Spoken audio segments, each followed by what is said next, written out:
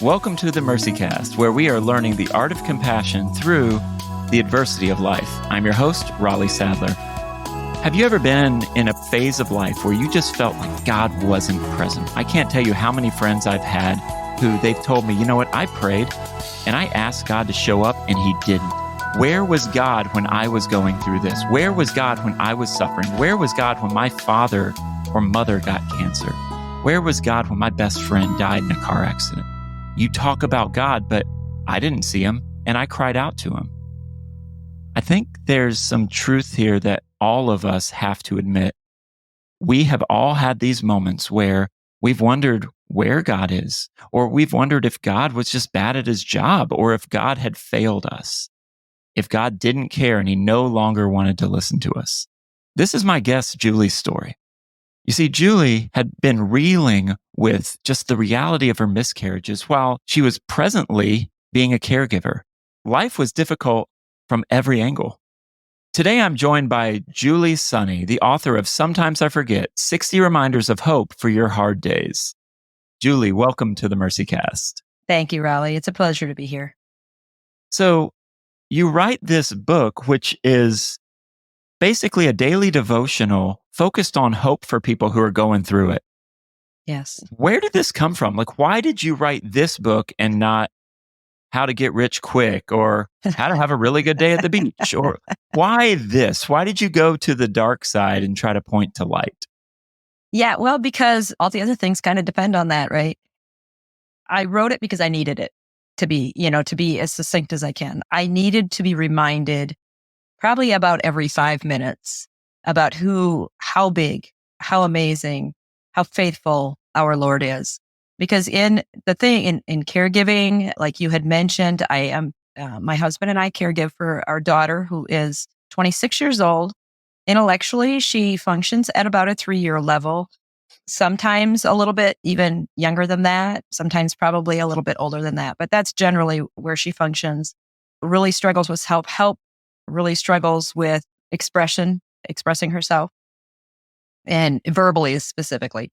And so days can get, well, just this morning, I came back from a trip and I woke up this morning really expecting that I was away by myself. So my husband was taking care of Rach. And I came back really hoping to get into my ministry work and get some writing done and some things like that this morning.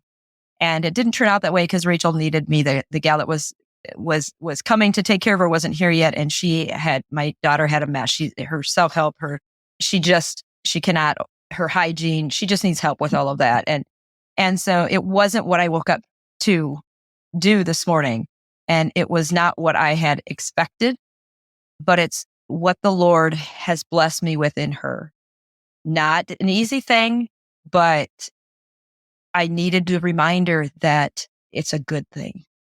Even if it doesn't always look good. A mess in her bed, cleaning her up, giving her a bath is not always what I want to do, Raleigh. But it is my calling. It's at least part of my calling. And so I need to be reminded that the Lord is in that. And he cares about that. And he's walking with me and it's glorifying to him. So that it's important to me to remember those things. And so I have to read my own book. Well, I love that phrase. I wrote it because I needed it. Yes.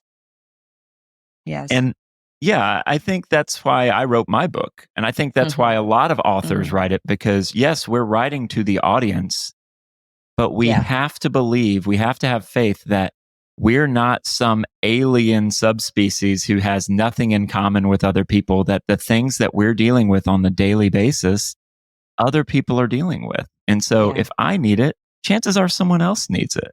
Yeah. I was just at the conference and the events that I was at this past weekend. They were mentioning that, the one thing that we have in common is our suffering. That's right.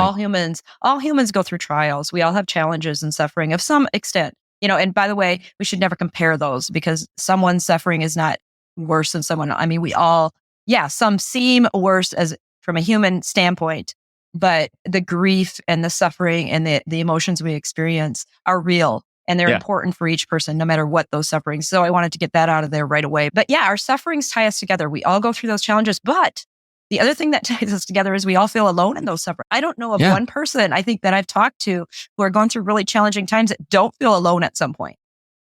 And so we have to know that we're together, that we aren't alone. Not only we're together with one another. We all experience that, but we're also not alone in that God is with us because He is a present God. And I love how you bring up this idea that we can compare our sufferings, because how many times have you had someone say, you know what, I'm going through something, but it's not as bad as what you're going through? Well, first of all, that's weird. That's weird Yeah. that you would say that about me, because maybe mine isn't as bad as I think it is, or now you've just kind of Yeah. ruined my whole weekend. But also, it tells me that you don't actually think too much of what you're experiencing. It can be completely different, but everyone's pain matters. And I think sometimes we like to push it under the rug and compare it to other people and say, I'm just going to be quiet. I'm going to stuff this. It doesn't really matter. And what are some negative things that can happen when we do that? Like when we compare our pain to other people and do it in such a way that we don't deal with it. Well, I think a big part of it is that we don't want to overshare, and we're afraid that will burn the people out. Like they have their own trials to go through. They have their own things. So, so we don't want to add to that, I think is a part of it. But if we don't acknowledge our own suffering and our own grief, we can't actually deal with it. And we can't walk through it. And so then we're kind of stuck in a season of bitterness and anger and loneliness. And that can really hinder our faith walk, for one thing, our growth in our faith, our intimacy with the Lord. And that's why, I talk about, and sometimes I forget, one of the big things about it is that it helps us know God more intimately. And then our faith is deeper when we know Him more intimately. But it will affect when we don't acknowledge the grief and the suffering that we're walking through. It can really affect that relationship. And so then we don't learn who this Lord is. And I didn't know who really, I mean, we're always learning. We're always can learn more about God because He's infinite. So we'll never know all we need to know or all we can possibly know. Right. But my faith was on a very shallow level, in that before I had started having miscarriages and started dealing with disability, I was in the church. I had my family. We attended church every Sunday. I knew the Lord as sovereign. I knew Him as creator. That was never a doubt in my mind. I had great respect for God, always. But when I had my first miscarriage, I was a young wife. We waited a few years before we decided to start our family. We wanted to be prepared, whatever that means. And so when I was told we can't hear the heartbeat, and then I was told a week or two later that the baby is not growing, you've lost the baby, I was shattered, and my faith was deeply affected because it wasn't built on the foundation of who God was. It was built on my feelings based on what I was dealing with. And that is a not a place that you want to place your faith. The Lord says our heart is so deceitful. And yes, He's given us feelings. They are a gift, but they're a tool, but they cannot dictate what the truth is, because they will lead us astray and they will lie to us. And my feelings for years, was based on when I had a live birth, I was elated and my faith was like, I was flying, felt so Of close to God. course. And then when I had another loss, another baby was miscarried, I wanted nothing to do with God. I was so angry and I was so bitter and I was down in the dumps again. Yeah, because where is He? Where is He right now? Where is He? Where is He? And the whys, the questioning. Why did this happen? Oh yeah. And after the first miscarriage, I was so deeply depressed that I really despaired of living. And I didn't even want to get out of bed. My whole, I kind of describe it as a very gray world. I lived in a very gray world for a while. And the Lord knew what I needed to start me on a journey of walking nearer to Him and understanding Him more. And so He sent me a dream of my first baby. And I lost her pretty early. I didn't know she was a she, but He sent into it. In a dream, He sent me an image of Him holding her, actually, or someone was with the hands, and I assume it was the Lord. And she would have been about maybe 3 months old, I'm guessing on that. And he just said, here's your beautiful daughter. Her name is Sarah, and she's with me, and she's fine. Now you need to get up and live. And it wasn't audible. It was, it was But that's downloaded what to you me. felt. Absolutely. That's exactly what I felt. And it wasn't like I could just jump out of bed and suddenly say, oh, okay, God, you're right. Okay, I'm going to go on. No, it wasn't that at all. But what it did was open up the possibility of who this God was. Who I thought he was sovereign and creator. What I didn't know was how caring and compassionate and good he was, even in the bad of all that was happening. And I think this is something important to bring up, because how many people who you talked to who have been mourning have described something like that? Like they had a dream about their spouse, where their spouse came and said, it's time to let go. I know you love me. It's time to move on. Or their child, I've heard this countless times, because these are the waters that I swim in. And, with this idea of learning the art of compassion through adversity, you'll have conversations where people will feel free to open up and say, I went through this and this happened. What's going on? Am I crazy? Like what? Like, why did I just make it up? Did I want to have this dream? And I'm like, were you comforted? Yeah. And can you believe that if God does love us, that he's capable of doing something like that? Is that in your frame of reference? Can you believe that? Yeah. Because and honestly, I was not in a frame to believe it. Really? It was. Oh, I didn't talk about that. I didn't tell anybody about it. I didn't talk about it for years, because that's not a tradition I was raised in, for one thing. Oh, yeah. We believed in miracles, but this is miracles of the Bible. And it was, certainly not something in that way that God was going to download directly to me. Yeah, right. So it really wasn't in my schema at all. Wasn't even something I was expecting. But as I look back, that's where all of this comes into so much more focus. When we can look back, when we can take the time to sit with the Lord and look at his fingerprints in our life. And there's so many instances where he had given me exactly what I needed. And even those things that I didn't think were good. Now, the dream was obviously good, or felt good to me, and that whole good and bad thing is another, it's a human, we define it humanly, not based on who the Lord is, because the good and bad, good is what is positive to us, or something that's aspirational or good for us. And things don't always look good to us that God deems good, or God will redeem for good. And in fact, he had allowed circumstances in my life to totally break me. My daughter was about 4 years old, probably. And I had 3 little boys. Our oldest had a disabled arm from the start. So we had walked through some issues with him as well, and would continue to for some time after that. He had to have some surgeries on his arm, and trying to get it to be more functional than it still is, in fact.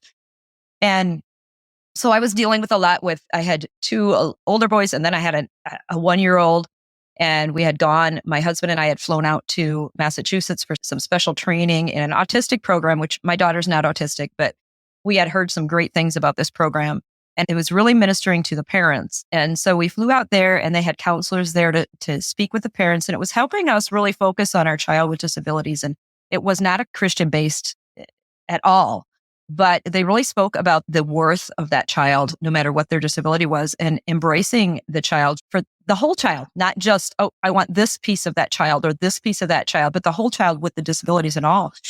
And so there was counselors there to deal with our trauma and our feelings and emotions. And I pride myself at being put together. My emotions are fairly even, at least in front of most people, are fairly even keel. And my husband might speak otherwise, but in front of other people. And I can hold myself together, and I feel like I can handle things. I was raised around boys on a farm. So I just did what the boys did. And I handled myself, and I did what was required of me. And so that's how I kind of approach life. And the Lord knew that. And he knows me, and he knows what it would take. And so I was completely broken. I had never cried so hard my entire life in front of this counselor. Poured out everything. In fact, Riley, I'm ashamed to even say this, but it's the truth. I had lamented that I wished Rachel were autistic. because I Mm. had known some autistic children that had come out of autism to lead a normal life. Yeah. And I know autism for all of you parents and grandparents who are dealing with children and grandchildren that are autistic. My heart goes out to you because it is such a difficult diagnosis and it's so difficult to deal with. But that's where my heart was at that point, because then I thought I would have hope, because my hope wasn't based in the Lord. It was based in the circumstances and what her diagnosis was. And so the Lord knew I had to be broke and I had to be at the end of every ounce of strength I had. And so he allowed it. And at the time, it was not fun. And I would not have called that good, Raleigh. But looking back, that was exactly what I needed. And the Lord knew exactly what I needed. You mentioned something that I hear a lot of people talk about. You mentioned this idea of normal, like quote unquote normal. And I think a lot of people who are suffering with family members who are going through some just terrible adversity, they always want to have that normal life experience. But what do you think we mean when we use the word normal? From a sufferer, what does the word normal mean?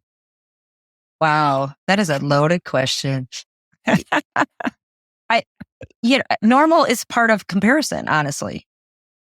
Yeah. We're comparing ourselves when we talk about normal. And normal to me is someone is dealing with kind of the similar stuff or going through kind of the stages that you would expect. I think it's involved around expectations. And as humans, we have certain expectations of how our children should develop, how our lives should look. And anytime that's interrupted, I think that takes us away from from what we would classify as normal. And I really don't even like that term that much, especially That's right. people really frown on it when you're talking about children with disabilities, because Yes. what is normal to begin with? We all have, I was just kind of joking, but kind of not, with a friend of mine this weekend. We were talking about how we all have some sort of special need. We are all needy in some way and need accommodation in some respect. So it's kind of a misnomer, honestly. But I would say it's based on our expectations and our comparison of what we look around, and we all, at least I did, and I think the majority of us do, expect that life will go a certain way that we had planned it to. And when it doesn't, so I would expect, when I look at my child, I would expect that she would grow up and have a job and at some point leave home, although it sounds like more and more are coming back to the house now. But that would be kind of a normal progression, a progression that we would expect to happen with our children. That's So right. when those things don't happen, I think that's where the difference is. And you'd mentioned this idea of having a shallow faith. Yeah. And then as you faced this and as you couldn't run from it, you couldn't go anywhere. Yeah. Do you feel like you have grown as a person? Do you feel like your faith has grown? Oh my. Exponentially. And I do believe that's a big reason why the Lord allows what he allows, is he knows the growth we need. He knows how to get us there. We can't see the backstory. We can't see the future. So we don't know what he's basing it off of. We have such a finite understanding and a very finite vision. And we can't have any idea, honestly. I mean, just a thimbleful of an idea of what might be going on and what the Lord might be basing all of this on. So I am, leaps and bounds. My faith is leaps and bounds stronger, or maybe that's not even a good word. Maybe it's steadier, built more on the foundation. I've placed it more on the Lord now than ever. So it's not rocked as much. At least I pray it never breaks. I just want to keep it resting on him, which is our firm foundation, which is where we're supposed to be resting. It is on Jesus Christ. And I am a much more empathetic person, much more compassionate. I still have a lot of work to go in the patience area, but I am a much more patient person. I Some might not understand. believe that, but I'm a much more patient person, much more willing to admit my faults and to want to improve. So I'm just so different from who I was. I think when we see our frailty and then we realize that it's okay to be vulnerable. Mm. It's okay to not have it together. It's okay to not be perfect. When we finally get to that moment, then we can say, okay, this whole Yeah. thing, it's not about me having it all together. It's about God having it all together for me. Well, yeah, who wants to talk to anybody who has it all together? No, I don't. That just makes not at us all. feel bad. I actually, one of the worst things I heard, this is really bad, but one of the things that kind of bothered me the most was a person at church came up to me and I think I had something was going on and maybe Rachel wasn't cooperating and I think the boys were so, anyway, I was feeling very overwhelmed and I had forgotten something I was supposed to do. And I was at church. I'm like, I don't have this done. I'm sorry. I forgot this or whatever. And a person came up to me and said, really? I thought you had it all together. And that was one of the words, that was not a compliment to me. I was like, if that is the persona that I am exhibiting and letting people see, I don't want to come across as all together because I am a mess more times than I'm not. And that's not going to minister to anybody. Yeah. Before I began this vulnerability journey where I've been talking about kind of my own struggles, the areas where I'm growing and talking about how all of us can care for vulnerable people through our vulnerability. I remember people would come to me and I would get this all the time. Like people would be like, well, I'm not like you, or my faith isn't like you, and you start to realize that you're projecting this thing that you aren't. Mm-hmm. Mm-hmm. You're projecting this impossible standard. Yeah. That no one else can meet and you can't even meet it. And that's the problem. At that point, we're just pretending. Yeah. Yeah. And pretending helps nobody. It doesn't help you and it doesn't help your neighbor. It doesn't help anybody. It's just a recipe for disaster, for aloneness, because who can even match you? Who can even walk with you? And who really wants to if it looks like you have it all together? Because we're very fragile. I think our egos are very fragile. Our self-esteem is very fragile as people. And that's why we seek so much esteem in other places instead of where we need to, which is in the Lord. As beings created in his image, that's where our esteem and that's where our worth and our value comes from. But I think about it and I feel so bad for our younger people because I think they look so many places to feel worthy and to feel valued because they feel like they have to have it all together. And none of us are going to ever have it all together until we get to heaven. And then the Lord has put it all together for us. We don't have to live life through a filter, right? No, we don't. Absolutely not. There's a point where, you don't want to, it's kind of like the joke where people get tired of looking at people's food on Facebook, pictures of people's food that they're eating on Facebook. I mean, there's some things that are maybe not meant to be shared that are going to hurt someone or something like that, or that isn't yours to share. But the way we can minister and the way we can walk together is if we're vulnerable with one another and we can open up about the things that we fear, the things that we struggle with, the areas where we feel short, because then they can help us shore up in those areas. Well, and I think it's being vulnerable with the people that we trust, right? Because I've talked to some people and they'll be like, well, I need to tell everyone everything. And I'm like, no, you don't. No, you don't. Be authentic with everybody. Mm-hmm. Be you. Yeah. But be vulnerable with the few. Be vulnerable with the people that are vulnerable back. Be vulnerable with the people who are just as bought in, because those people, when the defecation hits the ventilation, which is one of my favorite phrases, when that happens and everything falls apart and all your good time Charlie friends run for the hills, and when you're a burden for like half the community because you're just going through so much, it's those people who sit by and they may not be able to take the whole thing on. They might say, hey, I'm here. I'm not your counselor, but I'm your friend. So if there's a couple of things I can do, I'm glad to help. Or, hey, can I mow your lawn this week? Or can we bring food? Or it's those people who they'll pick up the phone at 3 a.m. They won't set it to, silent or ignore all calls. They'll be willing to have that conversation with you. And I think we need those people, but absolutely. But there's also that beauty of living in an authentic life where we're not just pushing it under the rug or pretending. We're saying, how you doing today? Well, not great. Oh, but I know, but I have hope. It's going to be okay. Yeah. Right. I mean, we can really freak people out if we're just like, someone asks how your day is and you're like, wow, you kind of vomit all over them, all Well, over issues. today, I mean, I'm glad you came here because today, this, and this happened. yeah, but there's a point, but I think it's okay to be honest in that, yeah, my day isn't going the best, but Right. the Lord's still with me, or, but the Lord still has it. I just can't see that right now. Or, I'm taking that next step. I'm still moving forward. I think there's a way we can say it, but just to tell everybody that everything is good all the time is lying to yourself and not doing them a favor at all. Because then they're thinking like, well, she's always good, and I'm, I'm having a mess here, and my life is just falling apart. I can't share with that person. I can't talk with that person. And if there's anything, we're in this together to especially as a Christian community, and that's who I'm talking to. We need to support one another, and because it is a hard, difficult world.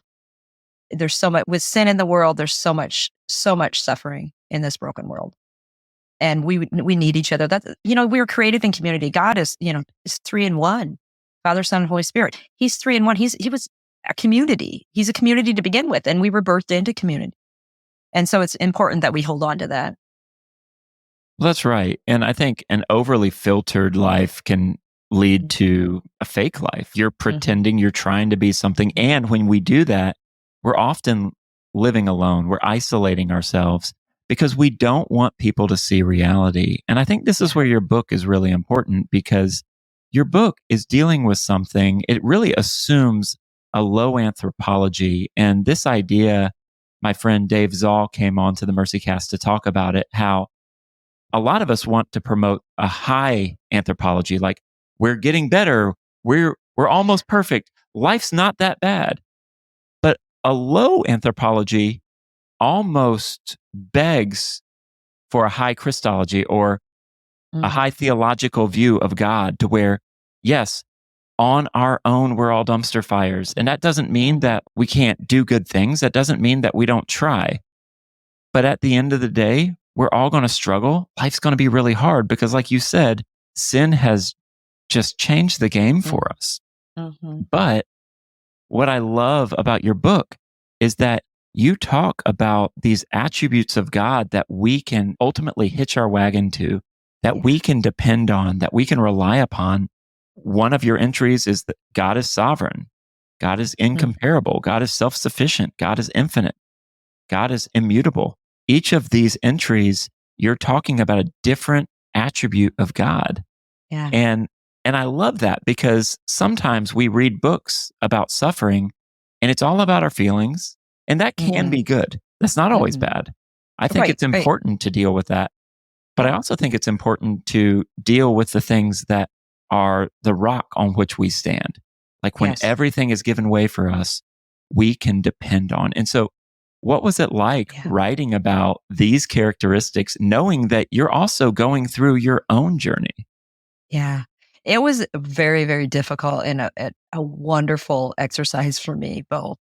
I I I pitched this book, actually. It was based on a blog post that I wrote when I was considering my daughter's future. And when I do that, I can easily panic when I focus on her future. Because when my husband and I can no longer care for her, or no longer here on earth, what's going to happen with her? And so that can develop some real fear in my heart when I let myself dwell on that. And I was lamenting just all kinds of things that I was struggling with. And then I just started reminding myself of the sufficiency of the Lord. And so I would say, but sometimes I forget, Lord, that you are sovereign. You control it all. Sometimes I forget that you are loving, that you love Rachel more than I do. And so I started listing his attributes, and it was really ministering to me and helping me kind of get a new perspective and to look again with eyes looking at Christ instead of eyes looking at my circumstances only and what I could provide to solve those circumstances. And so that's where the book was born. So when I pitched it as, I don't know if it was 30 or 40 attributes of God, because I thought I can do those, because there's already 3 omnis, and there's loving and grace and mercy. So I can cover 30 to 40, not too bad. Well, when I got to the 40, 45, Raleigh, I was in deep water, and I was way beyond my pay grade. I had to dig so much into the word and just really seek the Lord's wisdom. Because for one thing, and we had talked a little bit off air about this, is one thing that the Lord is so magnificent and beyond us that how do we even describe it? How do we put it into human terms? There are no human words to describe the God of the universe. There just isn't. We aren't doing him justice no matter what word. I could find the most powerful word possible in the English dictionary, and it still would not capture who this God is. So the big challenge was trying to put into words. The story part was easy because he has allowed me enough stories, enough examples, anecdotes to fill multiple volumes. But putting then the hope that we have in that attribute alone was difficult because it was very hard to wrap my brain around. And the more attributes I studied, the more big God became in my mind. And that's what it does when you start to know the Lord more, you realize how much less you really know about him, which kind of seems counterintuitive, but it's true. The more we look at the Lord, the more we realize we can't understand the Lord. And that is comforting when we take all of those attributes together. Maybe not when we take one individually, but when we take them all together. So, for example, his sovereignty was not comforting to me in that first miscarriage. In fact, I was angry with his sovereignty. I thought, I hear this all the time. If God is sovereign, then he either doesn't care, he must not care because he's allowing all this, or he's not sovereign and he can't control it. And he does care, but he just can't do anything about it. And so when the tragedies first started hitting, his sovereignty was not a comfort. But as I learned more about him and I traveled more through this journey with him, and I look back and see his hand in the things and see how compassionate he was and how imminent, how close and near he was to me during the times when I was struggling the most, and how individual and shepherding he was to give me what I needed each moment. Not what I wanted necessarily, but what I needed to bring me to where he needed me to so I could surrender my expectations and my life to him in a much deeper and much greater manner. When I look at that and take together with his sovereignty, his compassion, his kindness, his faithfulness, his infinity. So he's already there in the future with my daughter. He already is there waiting for her and handling that. When I take all those things together, his sovereignty is one of the most beautiful attributes, because nothing is going to happen to me that he doesn't already allow. He hasn't already sifted it, vetted it, and is allowing it. So that means even if I can't see it, somehow it's going to be for good. Somehow he's going to redeem it for good. Even if I never know how, I can trust it because he's also immutable, unchanging. So all of those attributes are going to remain the same, and together is so amazing. So amazing. I once had a pastor tell me when we were talking about just responses that we got from people that we were ministering to, and he was talking about his first death threat. And when he was given a death threat, not when he made one. I don't know if he made one. I hope he didn't. It's good to clarify. It'd be really bad as a pastor if you're making death threats upon your parishioners. So, but yeah, he basically said, really processing God's sovereignty, I realized that I'm invincible until that day. Amen. That is perfect. And I think in those moments where we steal that. Yeah, I think it's in those moments where we think everything's falling apart. God, where are you? Then someone says, well, God is sovereign. And we're like, oh, well, he just wants to crash my party. He just wants to destroy my life. He obviously hates me.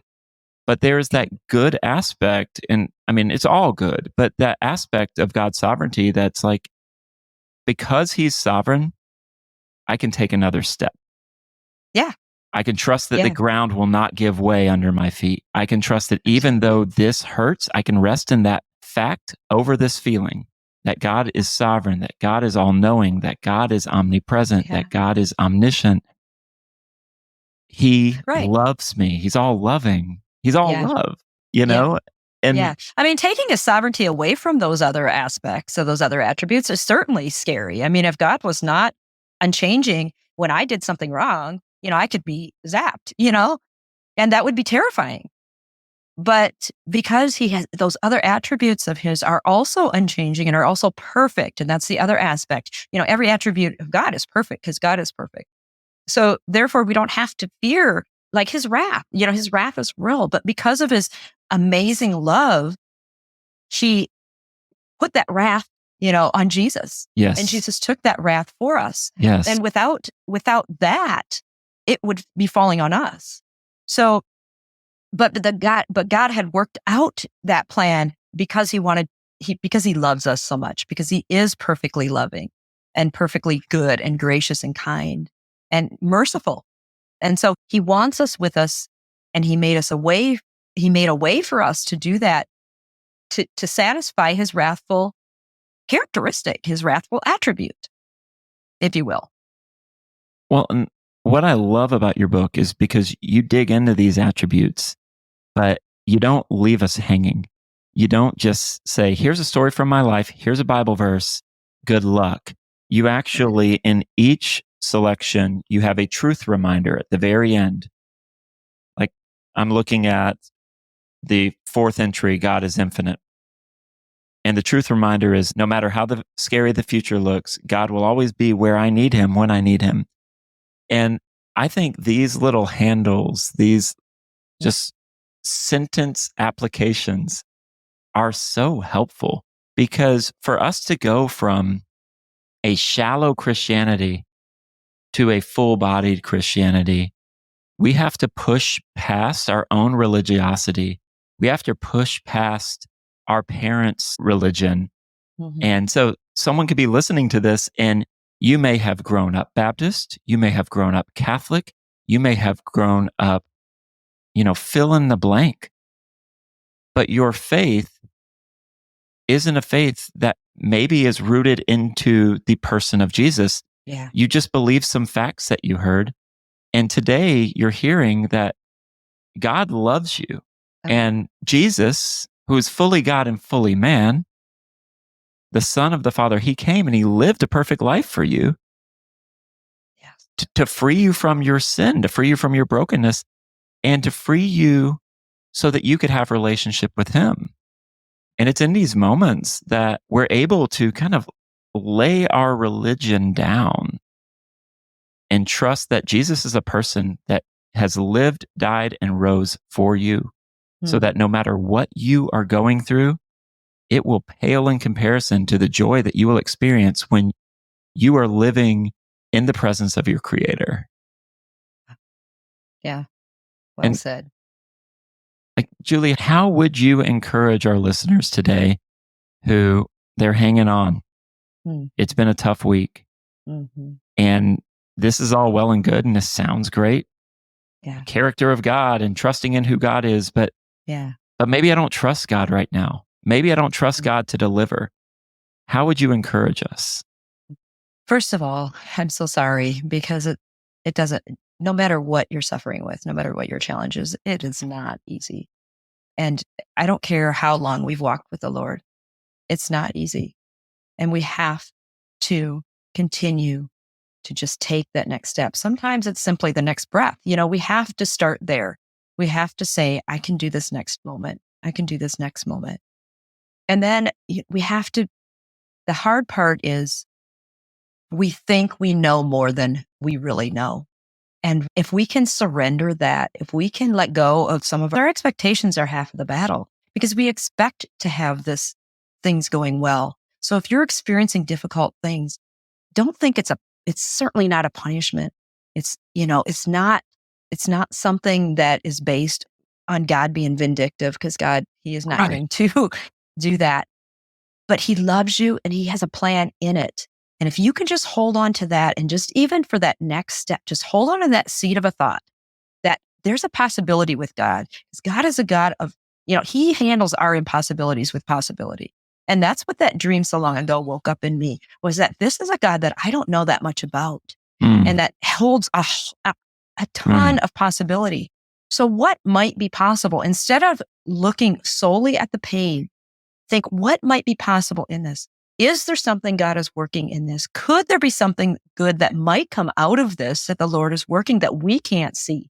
If you can hold on to that possibility instead of the expectation that life should have been good, or this should have gone that way. My daughter should be getting married instead of having me clean her up in the morning. If you can hold on to that possibility of what God might be doing in a situation, you're halfway there because the Lord is working in it and you can count on it. He is working in it and he's going to deliver something good. You might not even see it for 10 years. You might not ever see it this side of heaven, honestly, but you're going to get to a point where you can believe it. If you can tell yourself that and hold on to that for the next breath, your next step, your next day. And then a couple other very practical things. Put on some worship music, put on some hymns. If you can do nothing more than listen to those, I promise you they will lift your spirit. Just let them sink in. And also find someone you can talk to that is not going to be judgmental, that is going to listen to your cries and listen to you vent. Because we have to share our grief, and grief is not bad. No. We have to work through those feelings, and you can't pretend you don't have them. And I wouldn't want you to, because that's going to keep you stuck longer. So find someone who can help you, who can just listen. If that's that, and that's all they really need to do is listen and say, "I'm here for you." Those two things. And then if you can't pray, just say, "Jesus, help." That right there is a prayer. That is a prayer. Most of us don't even believe that, but it's a prayer. And that, if that's all you can muster, that's okay, because the Holy Spirit is interceding for you. And the Lord hears your prayers, and he hears that one, and he knows your heart. And he's there working. I promise you he is. I love how you mentioned this idea of this was a God that I didn't know that much about. Because I think when we're able to face the reality of maybe our expectations are based on a view of God that's just not scripturally relevant, or a view of God that is just not scripturally accurate. Oh yeah. Oh yeah. I was thinking of God as a vendor God. I would put my coins in, and he would bless me. He'd give me that toy, that thing I so badly wanted that I put my quarter in for. I was totally expecting life to go that way. And I'm ashamed to say that now, but that's how I viewed him. But he's so much more than that. That's and right. He wants more than that little trinket for us. That's right. For one thing, he wants an eternity in heaven. But not only that, he does want to bless us on earth. It's not that all we are ever going to experience is suffering. We will experience suffering. Don't get me wrong. There will be hard things in this life. The Lord's prepared us for that. It's in scripture. He's not trying to cover it up. He's very forthright in saying, Jesus said, you will have trouble. But the thing is, he's also a God of victory. He has secured the victory for us in the future. And he's also provided for goodness here on earth for us too. And we start to see that. We start to experience that when we can start seeing again the possibilities of God. When we close God into a little box, that's when we struggle so much. But when we can open our minds and our hearts to the possibilities that he might have for us, that's when he starts to expand and become the big God that will get us through everything, and that the true God that will take care of us in it all. And I think that is the perfect note to end on. It's that God is who we need, even if he's not who we expect. And the only way to know who he is to dive into his revelation about himself, his word. Yeah. And I think that's one thing your book does. So if you haven't picked up her book, it is in the show notes. Check it out. And Julie, thank you for being on. This has been great. Oh, this was so fun. Such a joy. Love to encourage. Just take heart. You're not alone. You're not alone. Humanly speaking, you're not alone spiritually. The Lord's right there with you.